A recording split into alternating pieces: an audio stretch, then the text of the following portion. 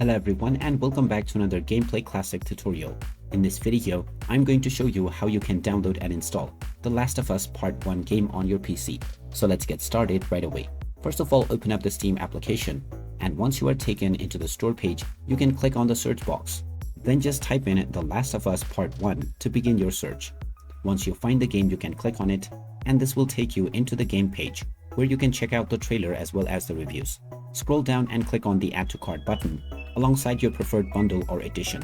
You can then click on View My Cart to proceed towards your payment.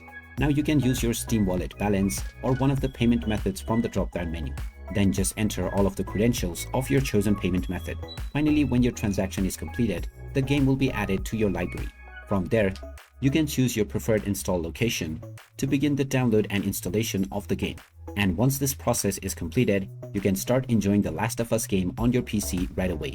So there you have it. That is how easy it is to download and install The Last of Us Part 1 game on your PC. If you find this video helpful, don't forget to hit that like button and subscribe to our channel for more useful tips and tutorials. Thanks for watching, and I will see you again in the next one.